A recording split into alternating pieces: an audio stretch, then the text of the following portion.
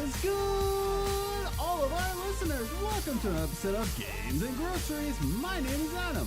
I'm Liz. And Endgame will not be spoiled in this week's episode. Ooh, hashtag don't spoil Endgame.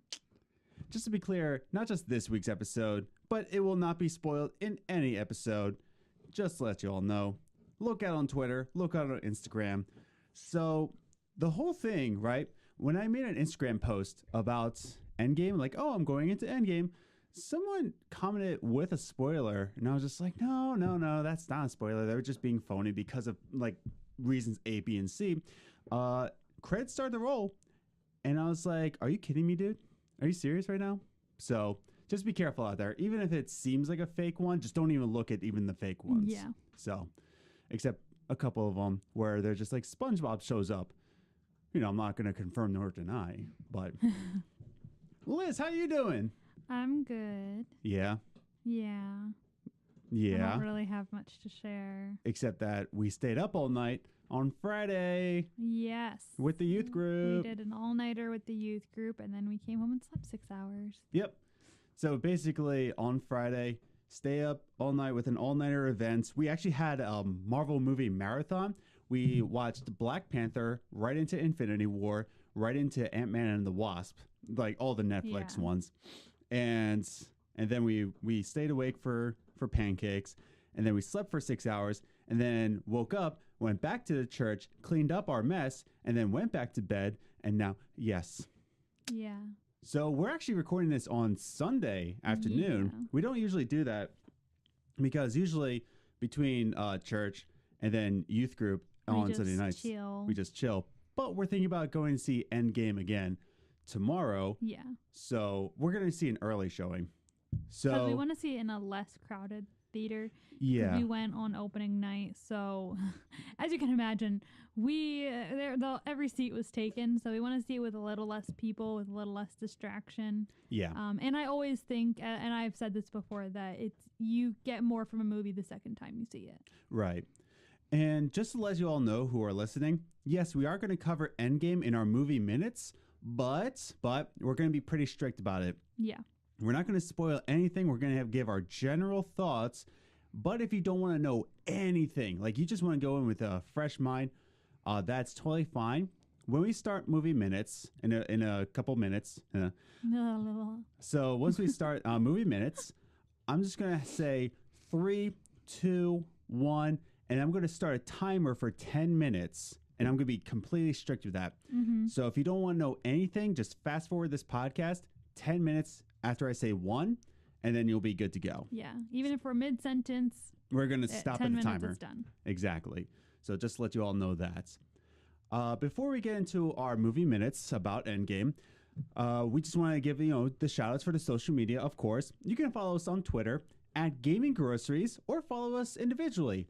I'm at Ace the Grocer. And I'm at Journey First. So you can follow us individually at Twitter, and you can be friends with us. Tell us your delights and how much you love the podcast. Yeah. I guess. I don't know. You can also follow us on Instagram. It's just Games and Groceries, all one word. There will be no... yes, I'm doing hand motions. Adam is doing these huge gestures with his hands with every other word, and I'm just like mocking him, waving my hands. We need to get back to a video podcast. We used to, but it just took too much effort. It did. Yeah, effort and time and rendering. But yeah, follow us on Instagram, Games and Groceries, all one word. There will be no Endgame spoilers on our Instagram or Twitter page because, we're good human beings. Hashtag don't spoil Endgame. Boom. Finally, check out our website, right? I knew there was something else. Check out our website, gamesandgroceries.com. You can actually listen to all of our podcasts on that website. I would be doing articles at least once a week. The last article I wrote was Minimalism and Gaming, or it was just called The Minimalist Gamer. And, I just talked about how you can be a minimalist and a gamer, that you don't need to get rid of everything, but you can read the article on our website, gamesandgroceries.com. Finally, just to give a big announcement, episode 50 is coming up. Woohoo! May 20th will be our 50th episode, and it's going to be a Q&A episode. So to celebrate that, we want to hear from you guys, you guys and gals and everything, all that. And animals. We want to hear from you animals who are listening. Oh my gosh, please send us pictures of your pets. Please do. So if you want to send us a question, it doesn't even have to be about gaming. We would love gaming questions, but it could be, how did you guys meet? Or why is traffic in New York so terrible? It could be literally everything and everything in between. So you can tweet us your questions using the hashtag GG50. But I know some of you don't have Twitter, so you can also email us the questions, gamesandgroceries@gmail.com. So if you have any questions that you want us to read on the 50th episode, May 20th, that is, definitely send us your questions right away. We're just giving you enough time to think about a question, or if there's something we haven't said and you were just wondering about. Yeah. So that's happening May 20th. You can tweet at us your questions using the hashtag GG50 or email us gamesandgroceries@gmail.com. Yes. And like you said, anything. It can be the personal side about our relationship or us personally, or it can be our perspective on gaming news or game stuff or movies or anything you want. Or Phillies baseball. Yeah. Really, ask us anything. Yeah. We really love talking about ourselves. Dag. So I think this is a good time. And just a final reminder for the movie minutes. Once I say 3, 2, 1, if you don't want anything to talk about for Endgame, just fast forward the podcast 10 minutes. So let's just jump into our first segment. Movie Minutes. Movie Minutes is a segment where we talk about the movies that we watched this past week, whether it be on Netflix, Hulu, Amazon Prime, or in theaters. And this week, as I've been saying all day, I guess, we are talking about Avengers Endgame. So before we do it, let's do that countdown. If you don't want to hear anything, you can fast forward 10 minutes in 3, 2, 1. All right. Opening thoughts. I really enjoyed it. I enjoyed it more than I thought I would. Yeah? Yes. Because I know we were both kind of disappointed with Infinity War. Mm-hmm. It wasn't quite what we wanted or expected. So I was kind of hesitant about Endgame, but I was happy. I was very happy. Yeah. For me too, like I had to sleep on it a little bit because here's the other thing. You had a better time than I did. Yes.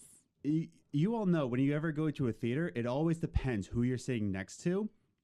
So on your side, we both had teenagers sitting next to us, not from our youth group, but just some random people. Kids who happened to sit next to us. On your side, you had teenagers who were super excited and were just like, yeah, let's go. Well, yours were excited. The difference between them were that mine, you could tell, were very passionate. They cared about this whole series, and like they would discuss things in it. And even after the movie, they were discussing like theories and things and plot holes and stuff like that. Like you could tell they really cared about this series. So when they talked or made noise, I didn't care because it kind of like warmed my heart how much they cared about this series.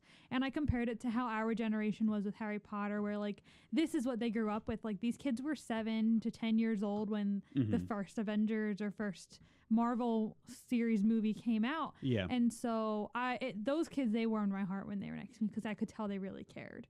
My kids just wouldn't stop talking. You had typical teenagers that make me go, I hate teenagers. Yeah. And I was just like, by hour 2, I was like, stop talking. Like you could tell they were excited about it. It wasn't annoying. Yeah. It's just a different kind of talking. So we're going to go see it again on Monday because I feel like my perspective was changed just because of the environment I was in. But sleeping on it, I actually raised my score a bit. Yeah. So let's talk about this for a little bit. Before we get into our opening thoughts, this is not a spoiler. This is just merely an affirmation. If you're about to go into Endgame saying like, oh man, but I didn't see Captain Marvel. Do I have to see Captain Marvel to see Endgame? No, not really. Actually, you can watch the trailer for Captain Marvel and know what's going on. Yeah. Like, honestly, not going to spoil anything else, but you don't really necessarily, you just need to be familiar with the Captain Marvel trailer. Yeah, you really just need to know who she is. That's it, basically. That's it. So let's go into our thoughts. So this movie really used humor very well. Like it was a super funny movie. I laughed so hard. There were some points where I was just like... There were some good ones. Now, Yeah. it wasn't quite as funny as their other movies, Right. especially not the personal background stories Mhm. of each of them, or even past Avengers movies. But it did have its funny moments, just not as funny as past Marvel movies have been. Yeah. And it used humor really well, but there were some scenes where I felt like they used humor that wasn't needed. It was almost like an uncomfortable situation, and they were just trying to escape that uncomfortable situation with humor. And it was just like you could tell that they were going a little too hard with the humor. But when they used humor in the right way, they really used it. It was super funny. Yeah. But there were some times where I just felt like, okay, we want a grounded, emotional scene here, and you're kind of ruining it with that. Yeah. And that's what I was going to say with my next point. It's much more grounded and emotional than Infinity War. Yes. So going into it, it's a lot more emotional. It's a lot more deep. And it wasn't as ridiculous and action-packed as Infinity War. Yeah. Imagine a very well-grounded movie. Yeah. And I think that's good because it made you really feel the impact the events of the Infinity War had on them. Exactly. Yeah, it got more deep with it. Whereas Infinity War, there's one scene in Infinity War where Thanos like throws a moon, basically. You're not going to see anything like that in Endgame. But when there is action, it's rigid. Like, the action scenes are very well done. Yeah, it's well placed, well choreographed.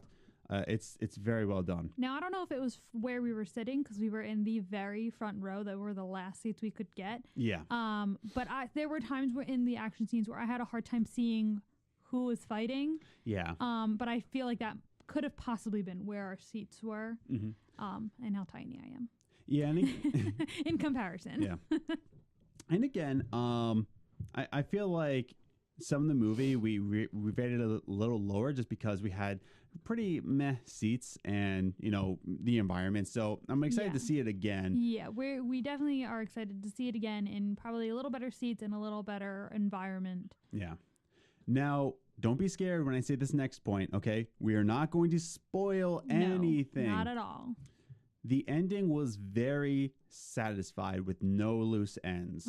Okay. That doesn't mean anything. Okay, keep that in mind. It just didn't leave you with questions. Yeah. Like, it was definitely a part 2 of a series. Yeah. And in my opinion, it's not that I'm going to take it back. It didn't leave you with questions, but it ended in a way that, like, okay, you're done with these Avengers. Yeah. No, I'm just saying, like, you're done. Like you can tell, like, they've summed it up, and you don't have any questions about them. Right. Yeah. But yeah, not spoiling anything about it. But oops, that was a weird sound. But the ending left you with good terms, and it didn't leave you with any loose ends. There's questions, but good questions. It's not like, but what about this? It's like at the end of any movie where you're just like, but what happens now? Like things like that. You definitely leave the theater in a good terms. Yeah. Also, and I wrote this in my notes, there is no mid or end credit scene. Yeah. Don't wait for it. You don't need to. But the credits are worth it. Like the way they structured the credits was really, really cool. Like I liked it. So it's worth staying. But if you really need to pee, there's no mid, there's no end credit scene. And you can even, like, if you leave the second the movie ends and run to the bathroom and come back, you'll be in time for the cool part. Yeah, exactly. So the ending was really well done. Yeah. Like, it was really well placed. But yeah, keep this in mind too. Again, not spoiler. But if you're going into this thinking that this is going to be all about Captain Marvel and all about the new... This is definitely geared towards those who have been there since 2008. Yeah. It's definitely a fan service for the entire Marvel MCU lifespan. So if you're going into it thinking that it's going to be a Captain Marvel Part 2, definitely not. No. Quite the opposite. We had a student in Sunday school today who saw Endgame on Friday, and someone was asking questions about Endgame, and she kept trying to answer them, and we're just like, no, that's not because she had only seen, like, the most recent, like, 3 movies. Yeah, like, she saw Infinity War, and Ant-Man and the Wasp and like Captain Marvel, like random ones. Yeah. And she was not confused. She knew about Endgame, but you could tell that it was different. Like she liked it, but it wasn't the same impact or understanding. Yeah. All right. 2 minutes left. Final verdict. Score. What's going on? I gave it a 9. I was a little torn. Yeah. Because it was very good, but there was something about it that made me hesitant on it. But I think in the end, it's definitely a 9 out of 10. And with our rating structure, 9 is near perfect. Like 10 out of 10 is perfect. Like this is my film. You gave Fighting with My Family a 10 out of 10. Did I? Yes, you did. Oh, wow. I like that a lot. Yeah, you did. Because I never give anything a 10. I don't think anything is perfect. No, you gave it a 10 out of 10. I love that movie. I also, so originally I gave this an 8, and then sleeping on it, I'm like, you know what? That was just a really, really good movie. I can't give it lower than a 9. So I also gave it a 9, meaning that like near perfect. There are some parts where it kind of took me out of it. Like there's some plot. Less than a minute. Yeah, I know. I'm just killing the time so that like someone who's fast forwarding to 10 minutes, I'm utilizing it. But there's definitely some plot holes in it that I was just like, okay, that was a stretch, but okay. Like maybe one plot hole in it, and I can't talk about it, but it just kind of bothered me. Yeah. And I'll talk with you later. Or maybe, a spoiler cast. I don't know. No. Okay. He wanted to do that so bad. I'm just like, no. Spoiler cast. No. But yeah, maybe I'll just do it on my own. I don't know. But yeah, so I give it a 9 out of 10. Pretty perfect. Like it's pretty decent. It's more than solid. It's near perfect. It's a really solid film. Yeah. That really pulls you in with the emotions. Right. 4, 3, 2, 1. And that's where SpongeBob came in and saved the day. For anybody that, get it. You're mean. No, SpongeBob was not in it. I'm so sorry. I don't know why that was funny. I'm not. It wasn't. I'm not a funny person. Yes, you are, just not in that moment. I'm not funny. But geez. maybe it's just because I've lacked sleep with that all-nighter that we did. I know. I'm just super tired. Yeah. But we wanted to do this podcast because, like I said, we wanted to go see Endgame again. Yeah. And just have a different perspective. Yeah. So we're going to see that in the morning on Monday rather than record on Monday. So let's just jump into our second segment. Top 3 Gaming News. The top 3 gaming news is the gaming news that we saw from this past week, and we would like to rank it 3, 2, 1, just to keep you informed of what's going on in the gaming industry, because we are a video game podcast. Bow, bow, bow. So, let's start with the number 3 gaming news. Nintendo has confirmed there will be no new Switch shown at E3 this year. So this is coming from the horse's mouth president, Shintaro Furukawa. I'm so sorry, everybody. I'm so tired. Shintaro. That guy. Yeah, I'm so sorry, everybody. Please don't hurt me. He said that we have no plans to announce any Switch this year's E3 in June. He also stated, "We're always working on nude. Oh my goodness, help! We're always working on new hardware." See, okay, just a little. If you follow us on Twitter, I said on my own Twitter at Ace the Grocer, hey, I'm really lacking sleep right now. I'm so sorry if I sound loopy on the podcast. And good game, great game. And this is that moment. And they said like, no, we want you loopy. I'm like, I won't be loopy. Nude hardware. He also states, "We're always working on new hardware, and we will announce it once we're able to sell it." So this is following some heavy rumors after 2 new Switches and a quote-unquote leaked image of the Switch Mini, which turned out to be someone 3D printing like a model that they wanted.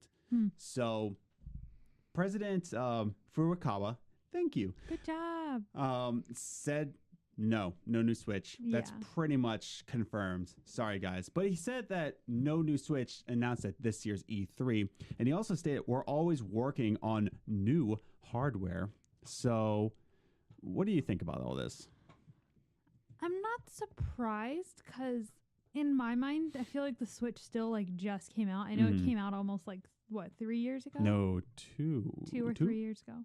Yeah. We were still living in Lancaster. Yeah. So at least 2 years ago. Mm-hmm.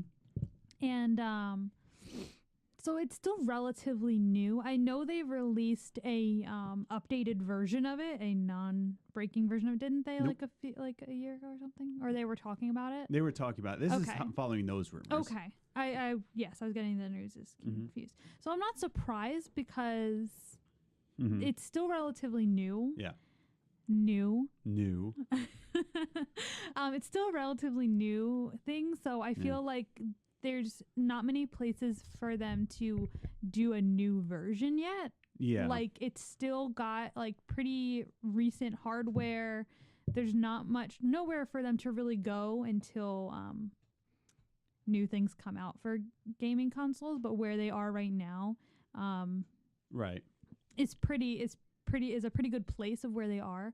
I think I agree with them where right now they're focusing on new hardware, new games, new things, like things for that, and then maybe this time next year be looking to announce a new version. Yeah. Or maybe like you said, they only said E3. Yeah. Maybe they're just waiting till a little later in the year. Probably like when they holiday. when they have a more solid plan of where they are. Yeah, they said like we're always working on it and we will announce it when we're able to sell it. Okay, so they're not planning on saying anything until it's ready for the shelves. Right. So okay. So I'm so okay yeah, with you're right. this. They might be waiting until closer to the holidays. Yeah, because he made it sure to say like we have no plans to announce anything, but he specifically said this year's E3 in June. Yeah. He said in June. Yeah. So maybe they are waiting till a little closer to Christmas. Yeah. Put it up on the shelves right before Black Friday. Exactly, because he has enough experience where he knows what he's saying. So he knows that if he said that like, hey, we have no plans to announce it anytime soon. It sounds like he sounded pretty specific. He chose his words. Yeah. Specific. He was pretty specific, and he said this to the Japanese press, right? To say that like no E3 or no Nintendo Switch at E3. Yeah. So that tells me that they do have plans, but specifically not at E3. So let's move on to our number 2 gaming news, and this one is a doozy. If I wasn't confused already about Death Stranding, reading this article, I was just like, what are you talking about? The more he talks, the more confused we get. Yeah. So the number 2 gaming news is Hideo Kojima reveals new details on Death Stranding at the Tribeca Film Festival. So a couple things that he confirmed. He and Norman Reedus confirmed. There's a lot of cutscenes. There's a lot of long cutscenes, they said. And he's saying like you're gonna get to know Norman Reedus and his acting, and you'll really enjoy it. So he's talking about like it's definitely story heavy. There's a lot of long cutscenes, which this is Hideo Kojima. If we know anything about him, it's the long cutscenes in Metal Gear Solid. So really long ones. So then he also says that you won't be controlling Norman or Sam. You'll be controlling a camera. You're playing Norman as Sam. And it says that like if you turn to Norman Reedus, like with the camera, sometimes he'll do little things like wink at you, which is really weird. Like, I was just like, but what? I don't understand. So if that all wasn't confusing already, let's give you the doozy. So I'm going to read you like this whole quote about like people thinking this is going to be like an MMO. So this comes from Hideo Kojima, and I'm going to read this. It's an open world action game, but it's something really new. There are so many things happening in the real world today. In America and Europe, everything is actually connected by the internet, but in a way, we're not connected in the real world these days. I'm putting that as a metaphor in the game. The player will have to reconnect with the world in the game. You're very alone. There's solitude, but you're trying to connect. The story and the gameplay, the keyword is connection. There are so many things in between, of course, but the key is connection. I also, and this is the last thing he says, I also threw in a really new idea. You're connecting the game, and everyone is playing it together. You'll be connected. Everyone will be connected together as well. I can't say anything because Sony will be very unhappy, and I don't want to be disconnected from Sony. Who else is confused? Raise your hands. Doo-doo. I remember when Adam read that to me, I was like, how many times can he say the word connected? Exactly. And people are like saying like, well, this could be an MMO, but it sounds like this is something like it's going to be setting a new trend in gaming. Mm-hmm. So I don't know. Like he says, like you're going to be alone. There's going to be a lot of cutscenes and there's solitude. So I'm really interested. I just want to see more gameplay. Mm-hmm. Like, and we're not going to know about it because he said that, well, it's going to be delayed a little bit. So probably early 2020. Yeah. And it's just like, I want to know so much more about this game. And it's just like, anybody I tell about Death Stranding, they're like, oh, what's that about? I don't know. No one knows. No one knows. So it was just really interesting. That was at the Tribeca Film Festival. And you can read the whole article on like IGN.com. Like everybody's got a report on it. Yeah. I think the article that I read was on GameSpot, but you can also probably watch a stream of it, of the Tribeca Film Festival. But I definitely recommend you just read the whole article of how Norman and Hideo like play out the game and like explain it because it's really actually super interesting. So let's go into our number one gaming news. This one, I'm just like, what? Okay, so this is talking about Epic Games, the Epic Games Store. And the topic is Epic CEO Tim Sweeney holds on to exclusives until Steam budges. And I'm just like, you read his Twitter and then you read his why. So on Twitter, Sweeney stated that if Steam permanently offered 88% to all of its developers, every single one that comes on Steam, they will retreat. He says it like that. They will retreat from exclusives. Like he will gather his team and they will retreat from exclusives. Sweeney also stated that if Steam does this, they will consider putting their games on Steam, like Fortnite, I'm assuming, which is going to be weird. He went on to say that this would be a glorious moment in PC gaming history, and it would have a sweeping impact on other platforms to come. I'm so on the fence about this, just because, okay, Tim, I see what you're doing here, but you're also holding PC gamers hostage, essentially. Well, not even that, but they're basically telling Steam that Epic is basically trying to run Steam's company. Yeah. Like, okay, so you're a developer who didn't agree with Steam, so you made your own. Okay, that's fine. You want to make your own to have your own games on it? Sure. And possibly have other games on it? That's fine. But now they're holding games hostage until Steam does what they say? Like, yeah. Are you 5? And that's the thing. It's just like, I understand what you're trying to do, but how about instead making a good platform for your players and show them what a good platform can be. Exactly. Show Steam, say, this is how we think it should be run. But that's the thing with Steam's platform, it's so well done. Like I want to see if I still have the screenshot, but there's so many features that Epic is lacking. And it's just like, I don't think you get why people are angry at you, Tim. It doesn't look like I still have the screenshot anywhere. That's a bummer, but that's okay. Oh, no. Here it is. Okay, so Epic does not have, it doesn't have cloud saves. It doesn't have user reviews for the games. It doesn't have forums, mods. It doesn't have library sorting. It doesn't have screenshot or capture saying wish lists. It doesn't have any user created profiles. And that's the thing. It lacks so much, and the only thing they have is for developers. And what you're doing is like saying, like, we're doing this for the PC gamers. I'm like, it doesn't look like it, because it looks like you're giving them a basic platform that they have to play the games they want to play on this base platform with nothing on it, no achievements, nothing. And you're saying like, no, this is good for PC gamers. No, it's not. How about instead you have this 88% and have at least user reviews on your games. At the least. But no, you give them just a storefront. You're basically giving them... They're even worse than Uplay. like that's the thing.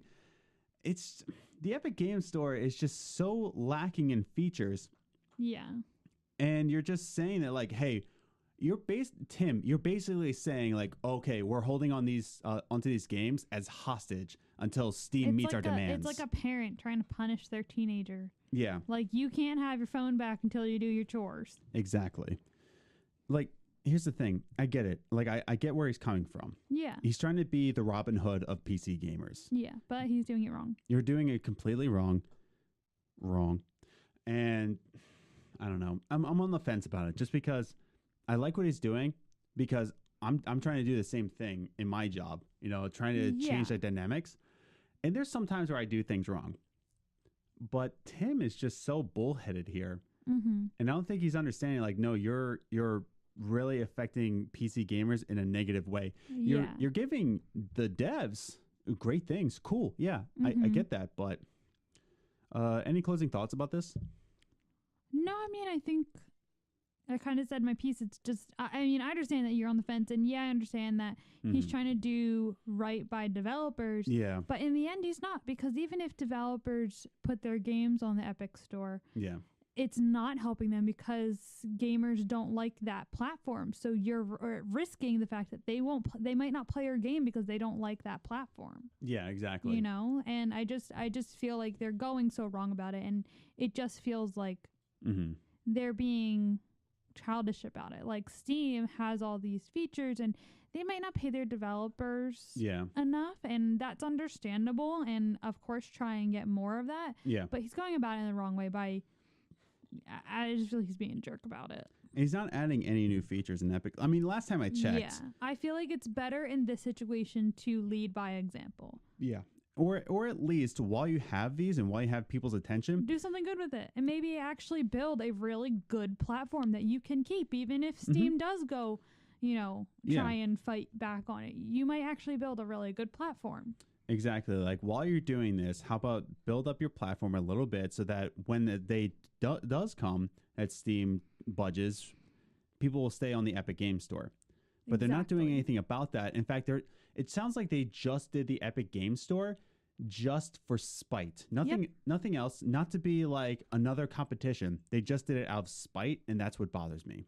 You're not taking this seriously. You're not like taking your customers seriously. You're only doing this to make a point. Yeah. And that just bothers me a lot.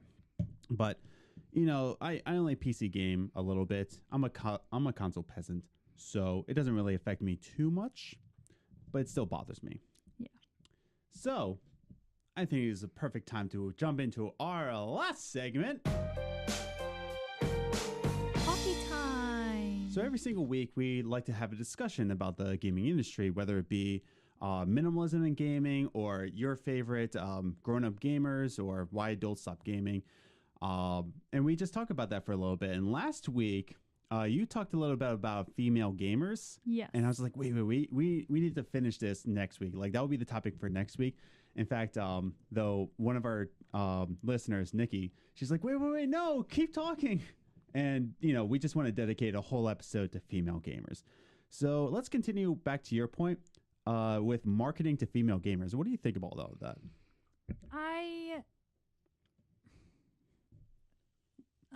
Sorry, I lost my train of thought. Yeah. I do that. We've seen in shows like we watch Adam Ruins Everything, and there was an episode about video games or something, and something there were video games talked about, and he had pointed out from marketing things in the past, when video games first came out, they marketed to young boys because that's who they believed would be the big market, and it was. And this was Nintendo who marketed too. Yeah. And that was the market for a very long time. I mean, even when we were younger, my sisters and I had game consoles and we played them, but that was lovely. Yeah. But we had game consoles, but we had the Nintendo ones. And what I've seen from my experience at Nintendo, while it's a very good company, very good platform, it's more of the family type games. Yeah. That tend to be on those consoles. So even though you're still a gamer if you play them, it doesn't really feel to me as girls when we were younger that it didn't make us feel like we were gamers. Yeah.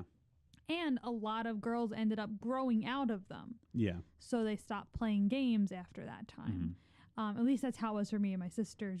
After we kind of grew up, we kind of forgot about our old video games. And even if my sisters, or even if we do play video games, it was going back to our old consoles that we grew up with. Right. So yeah, just basically growing up, it was more of a market towards boys. And even now, they still tend to market everything towards men and young boys. Right. So. I feel that. But yeah, I feel like I want games to be marketed towards everybody. Like, and I know it's hard to please everybody. Of course. But I'm trying to think of like any games that can be like specifically girl games, you know? And I feel like when you market it specifically a girl game, that can like throw off the marketing a little bit too. Well, it does in a way that I feel like when people think of it being marketed towards girls, they think it has to have pink, it has to have sparkles. That's what I mean, yeah. It like they go to the biggest female stereotypes out there. And it's just kind of frustrating. Like, all right, so it's girls, so it's got to be like a girl. It's got to be like a girl, and you can do this, and you can, even if it's like an actual game where you're playing something, it also has to involve choosing her, like animate, like customizing her, which I mean, personally, as me in general, I like to customize things. That's why I play Sims. Yeah. Sims 5 hashtag. Yeah. Someone kind of ruined my dreams earlier this week, telling me that Sims 5's not coming for a couple more years, and I'm just like, it's gonna happen, so leave me alone. Yeah. But anyway, I just feel like that's what people think when they think marketing towards women, when I don't think it really needs to be that way. Right. There are plenty of women or girls. Even as at 25, almost 26 years old, I feel very uncomfortable saying women. Yeah. So I'm gonna go with girls, and I'm sorry if that offends you or hurts your feelings, but I'm gonna say girls because I consider myself a girl. Someone told my grandmother that I'm a very nice woman, and it freaked her out, and it freaks me out. So we're just gonna go with girls. Yeah. But I feel like now I have no idea where I was going. I am so sorry.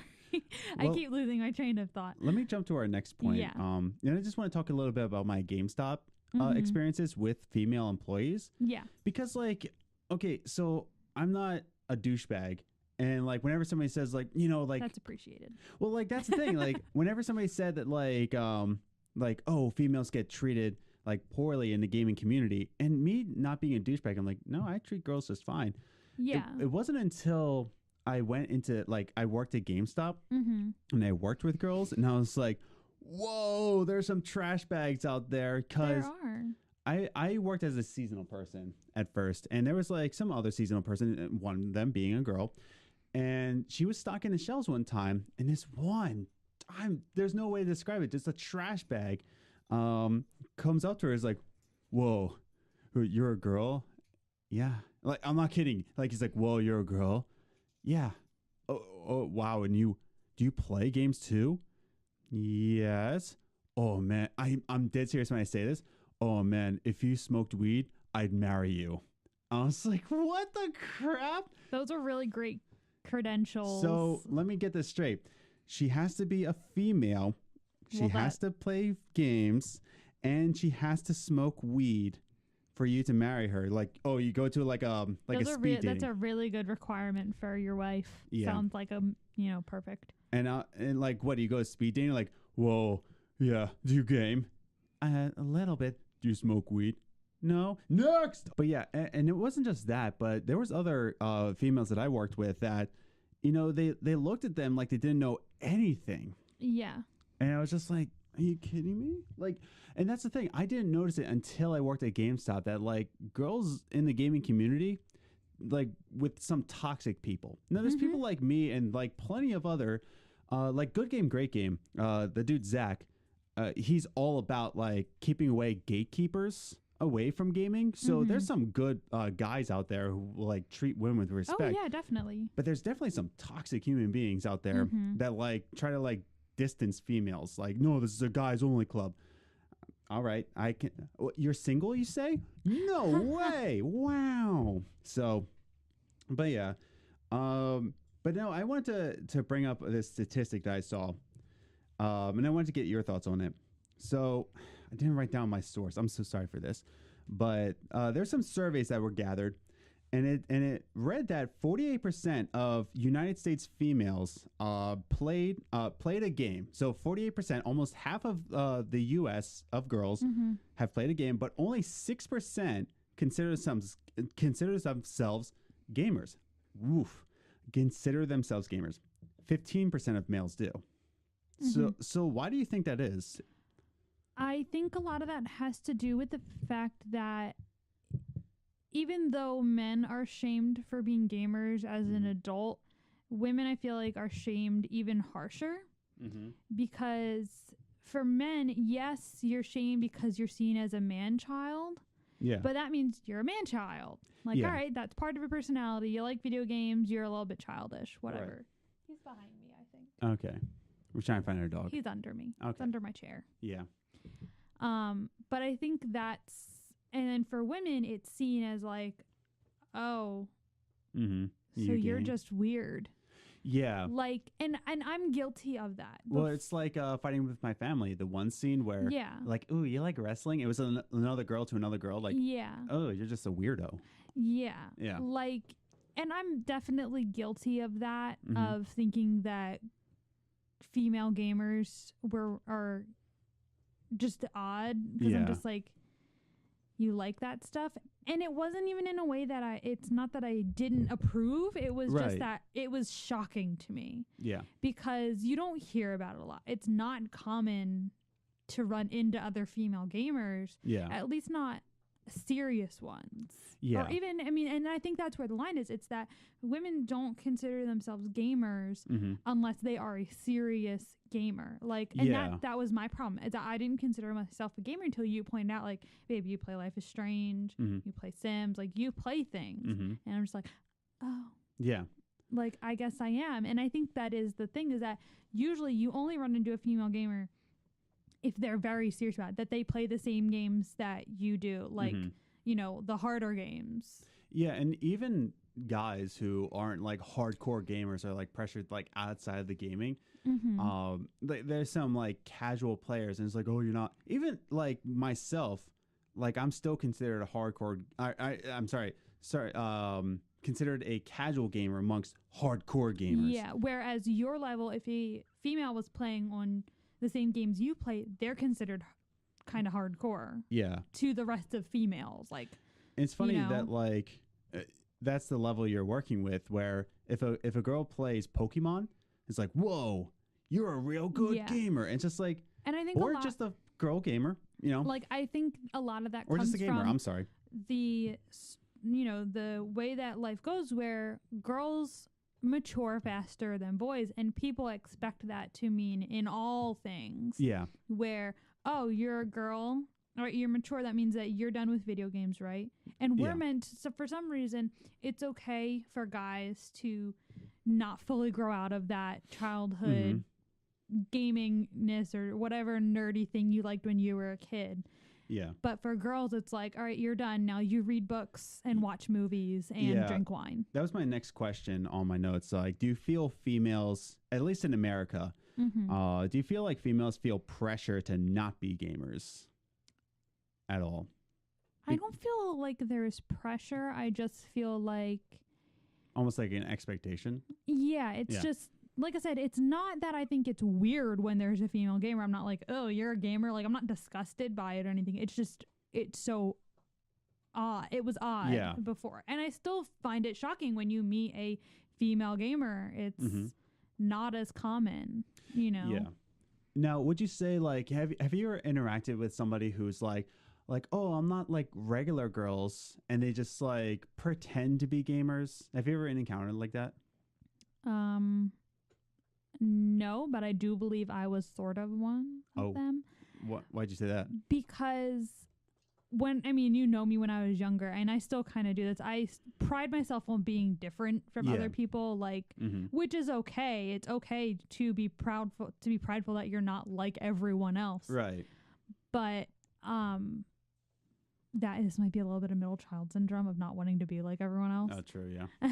But I was very happy to not be like everyone else. And I remember the first like real video game, in my opinion, that I had played was on my cousin's PS2. I played Gladiator. Yeah. And I thought it was awesome. Yeah. I thought the virtual blood on there, I thought that was the coolest thing in the world.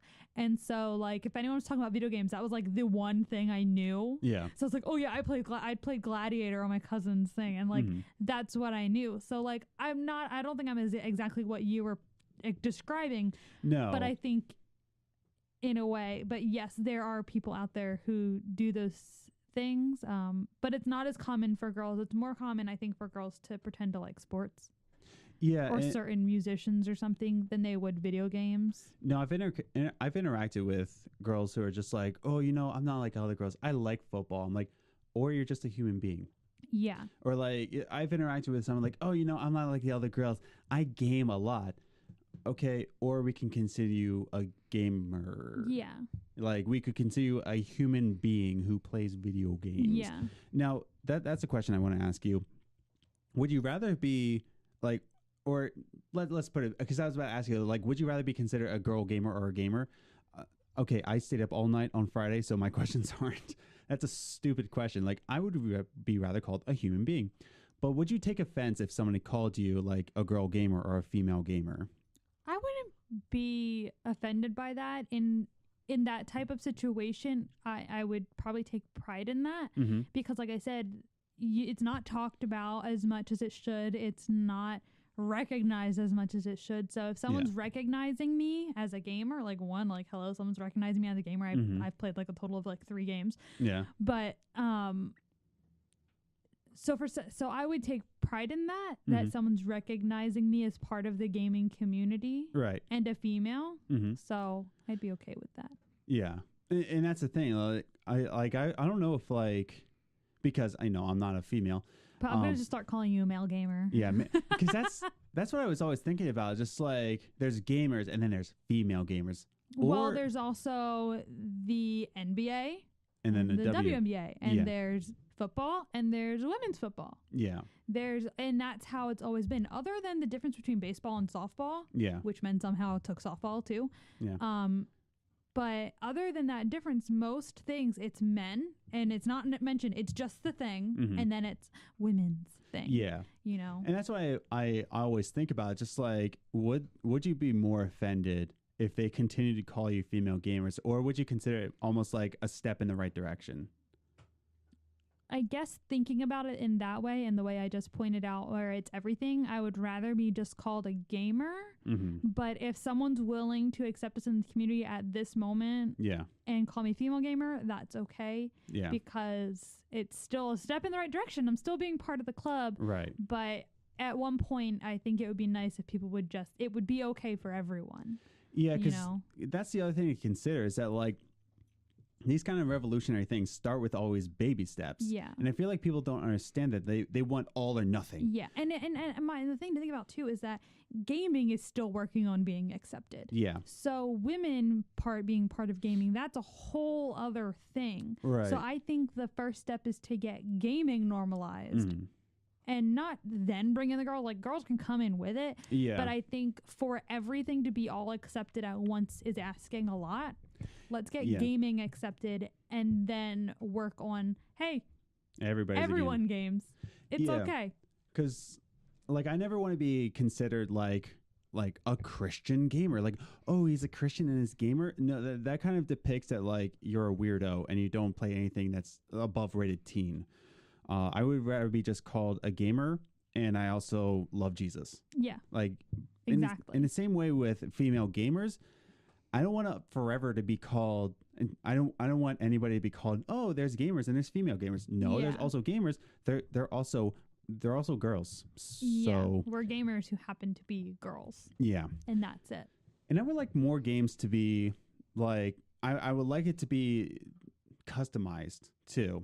Like, If you're a girl gamer, there's like girl selections, like in Mass Effect. Like a lot of, and that's the thing where it comes back to the marketing. It's marketed towards men. Is that a lot of lead roles in video games are males or boys in some way. Yeah.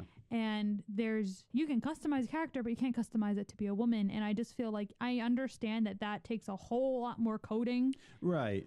But I feel like if you're going to have a customizable game in that way, you should be able to choose to be a woman in that role. Like in Assassin's Creed Odyssey. Exactly. Yeah. But not even in that way, because that is still part of the story. Like, both the male and the female leads. But I mean, as a customizable role, like you can change their face and everything. Why not be able to change them into also a female or a male? Yeah. And that's the other thing I wanted to ask you. Like, whenever I play a game that's like led by a female, like Tomb Raider or Horizon Zero Dawn, like it doesn't really throw me off. It doesn't really take me out of the immersion, right? Because like just because it's a girl doesn't mean that like, oh, I'll enjoy the game less. Which, by the way, there are people out there who are just like, no, why is it gotta be a girl? Blah. And it's just like, just play the game, dude. Yeah, it's okay. So with that, do you ever feel like you're taken away from the game if you're playing as a guy? I don't feel like I'm taken away. I just think it's less relatable. Like even when we talk about Life is Strange, season 1 was more relatable for me because it was not only just like my relationship with my best friend, but also I'm a girl and I understood the way girls talk to each other. Whereas you're just like, no, I'm just gonna do it. And I'm just like, that's not how it works in female relationships. Yeah, you were just telling me like Adam, you're doing around. Like, what are you talking about? I'm like, that's not how female. At least I'm like, that's not how they would be. Like, I understand their friendship, and that's not what would happen. Yeah. And the same thing with season 2. You kind of understand more. You understand a little less because of the sibling aspect. Yeah. But on the male aspect, you relate more to them. Whereas I don't understand. I understand on the sibling, just not the male. Yeah, like that's the other thing with Life is Strange season 2. It's just like, I'm an only child, like hashtag only child. He doesn't get taken care of or caring for your sibling. He just doesn't get it. Yeah. But closing out this conversation, how do you think we can bring in more new female gamers? Like how I brought you in was just like, listen, you play Sims, right? Yeah, you're a gamer. What? Like, how would you like to bring in female gamers? I would just like to say you kind of sound like a church saying like, how can we bring in the millennials? Oh man, don't get me started about that. But it's the same answer. It's not like you can just force girls to come play video games. Yeah. You can't just be like, we want more girl video gamers. How do we get them in here? It's more of like, let girls be open to playing video games. Like, don't shame each other for playing video games. Don't judge someone for what they like. It even goes back to the adult gaming. Don't shame someone for liking what they like. Yeah. So a girl would rather come home and play a video game than read a book. Yeah. Or cook dinner. Like, let me put this out there, not to like get into female empowerment. I don't cook. Nope. My husband cooks every meal, and that is fascinating to people at our church. Yeah. That Adam cooks all of our meals. Like when I go with her, like, oh, what are you doing? Like, are you going to be okay? Like, yeah, he's going to live the life because he's not limited by my allergies in his cooking. Like, I don't cook. And that's the thing. Like they'll always come up to me and they'll joke like, oh, never trust the man in the kitchen. I'm like, I do the cooking. Adam does all the cooking. Or like saying like, oh, I bet you like power tools. I'm like, actually Liz likes power tools. Yeah, don't even get us started on when we go into Home Depot. Yeah. And that's the thing. And it's even talking about female gamers, right? Like I believe it was I think it was Nikki who tweeted this, but I'm trying to keep my head straight right now at this point. I'm surviving in this podcast essentially. You got this. You're doing good. We're almost there. Thank you. But where she was like saying like someone shared with me a story where she went in with her boyfriend into GameStop and they would always go to the guy. Same thing at Home Depot or any auto store. Oh my goodness. I will go in with Liz and I don't know nothing, you know. And they'll go straight to me like, oh, sir, how can I help you? I'm and like, they always say, sir. Yeah, like, sir. they never even acknowledge my existence. And sir, do you need anything? I'm like, I'm not the one shopping here. And really, up until we had the truck a year and a half ago, you didn't know that much about cars. No. I did everything with the cars. Yeah. And that always, I mean, it's funny because when we go into those stores, it makes both of our bloods boil for different reasons. Yeah. Because he's like, I don't know anything. Yeah. He's like, I'm not even here for me. Yeah. Like, usually when we go to Home Depot, it's for my projects. And it's yeah, very annoying. If you work at Home Depot, please talk to your people because highly annoying and offensive. But anyway, back on gaming. Yeah. Bringing in female gamers, you know. Yeah. Just let them like what they like. Like what they like. It's this, like I said, it's the same thing with adult gaming. Don't judge them for what they choose to spend their personal time doing. Like, also don't applaud them for gaming. Exactly. Like, don't make it sound like it's like, oh, good for you. Yeah, like you're out there, you're gaming. Like, no, like they're just doing something they enjoy as opposed to watching Netflix or reading a book or watching a sport even. Like, it's okay. So I don't think there's anything you do to bring them in. I think more of just encouraging them in the way of marketing to both male and female. You don't have to market specifically to women, and you don't have to market specifically to men. Market to everyone. Market to every member of the family in different video games. Yeah. Market to the dog. I don't care. But no. Oh, because you don't have thumbs. But yeah, and that's the thing. It's just like, make sure that they know the like capacity of games today. It's not just like running gunners, Call of Duty, all this. But I told my youth group about Celeste and like the dynamic of Celeste, where it's all about anxiety and depression. You get to play as Celeste and go through everything. It's such a fantastic game. And some of the girls in my youth group were like, whoa, that's a video game? I'm like, yeah. I mean, it's super difficult, but it's still a game. But it's just making sure that they're well informed of like the games that are out there today, and not like saying like, whoa, you're a girl gamer. That's pretty cool. Yeah, and don't date a girl just because they're a gamer. Yeah, and that's the big challenge, is having a guy who is not a gamer date a girl who is a gamer. Oh yeah. Or even anyone dating. Like, if you're someone who doesn't game and you're dating a gamer, for female to male, like for a female to not game and a male to game, that's very typical. You see that all the time. But for it to be the other way around, for it to be the other way around is less common, in my opinion. I don't see it as much, and I think that would be really cool if I saw a relationship like that. Yeah. No, it's just like for anybody to encounter a female gamer, it's just like they need to applaud or something. Yeah. It's not even that. It's not that they need to applaud, but I feel like it's more common that like if a female's a gamer, she has to be dating another gamer. Yeah. And that's just rude. And it's yeah. Well, like that's the thing. It's just like, and I'll close with this. It seems like female gamers are the only ones being applauded. Yes. You never see. You'll never ever hear like oh, they're a transgender gamer. Wow, good for them. Like, you'll never hear that. It's just specifically female gamers that are applauded. And just like, maybe just consider everybody who picks up a video game a gamer instead of like gatekeeping and defining other people. How about we all just enjoy video games? Why don't we all just come around and enjoy the video games? No matter what game, you can like any game you want. Exactly. It's okay. Like, if you like Sims, you're still a gamer. You're still a gamer. I mean, just barely, but hey, sorry, I'm tired.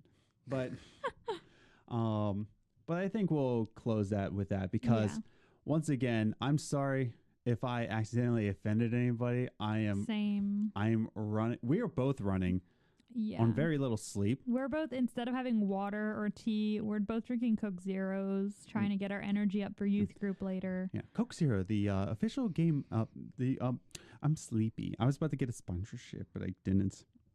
I would love to have a sponsorship for Coke Zero. Yeah, I want to see if, before we close out, is there any... Nope, yep, aspartame. I was like, is there aspartame? Yep, there is. Oopsie dinkles. But, oh, that's weird. Caffeine is actually the final ingredient. That's cool, I guess. I don't know. What exactly is caffeine? Caffeine is basically crack, I'm pretty sure. We'll talk about it later. Yeah. I don't want to go on this, but I would really like to talk about that. Yeah. Next week's topic. What is caffeine? Tweet at me. What is caffeine? Where does it come from? So we'll close out this week's episode. But before we close out, we'd like to remind you all to follow us on Twitter at Gaming Groceries. Follow us individually at Ace the Grocer. And I'm at Journey First. You can follow us on Instagram, Games and Groceries, all one word. Check out our website, gamesandgroceries.com, where you can check out articles, listen to our episodes, read a little bit about us. And if you haven't yet, Radio Public actually just did an interview with us. So we tweeted out that thing or the interview link. You can also follow Radio Public on Twitter. They also tweeted out us as well as another podcast, Terrible Book Club. So they interviewed both of us. So you can check out both interviews, get to know us a little bit better. And finally, before we close out, just want to remind you all, if you have any questions for the 50th episode Q&A, definitely tweet us your question. It can be multiple questions. In fact, Absolute Prodigy just rambled at 3 questions all at once. Just to answer one, no, Absolute Prodigy, you will not be the godfather of my children. No. Just letting you know. Love you, but no. That would probably be my cousin, Zach, but you know. Anyway. So you can tweet at us your question using the hashtag GG50, or you can email us gamesandgroceries@gmail.com. So definitely send us in your questions. We'll save them all. And on episode 50, which will be May 20th, we'll answer as many as we can. So I think that's wrapping it up. Thank you so much for listening to my sleepless ramble. I love you, even if I offended you. I love you. High fives. Boo, boo, boo. So we're gonna go take a nap. Yeah, before youth group starts in, 2 hours. Anyway. All right. Thank you so much for listening to us, especially listening to this week's episode. We love you so much. Have a good week. Bye.